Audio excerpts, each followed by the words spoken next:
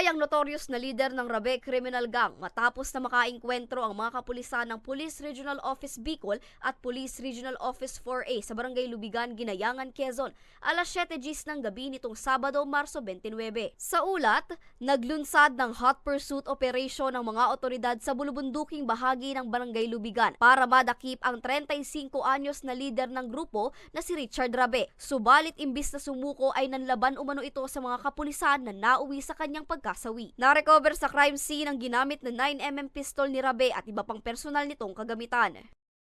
He is a member of the former Concepcion Gang in Libon, Albay.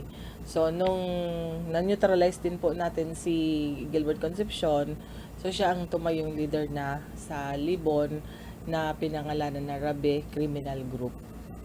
So, dahil alam po natin na meron siyang halos nasa 11 na warrant of arrest. So, hindi siya nakuha dito sa Bicol, nakuha siya sa Quezon. So, ang mga maraming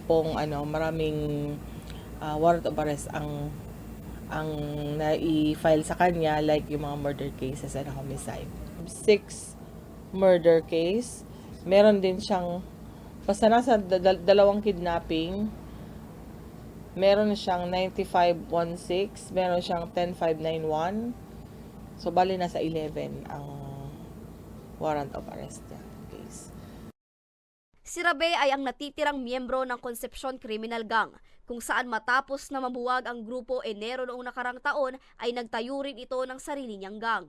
Siya ay nasa ilalim ng mahigpit na surveillance ng PNP dahil sa patong-patong na kaso ng pagpatay at kidnapping.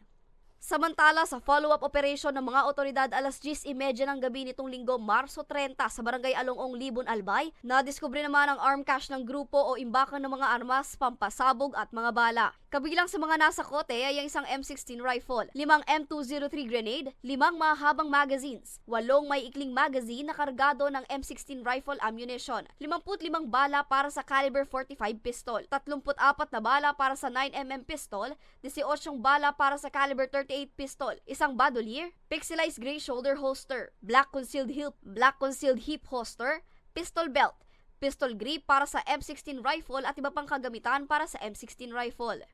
Walang forever sa mga taong nagpapalaganap ng masasama. And rest assured po na ang Bicol PNP is will continue yung aming pagtutugi sa kanila. Hindi po kami mag-stop or hindi kami mapapagod na maghanap po ng mga subject person dahil kailangan nating mabigyan ng hustisya yung mga biktima nila.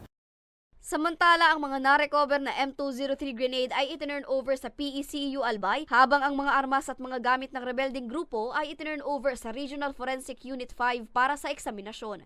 Para sa mga balitang Tatak Bicol, Angeline Dagta.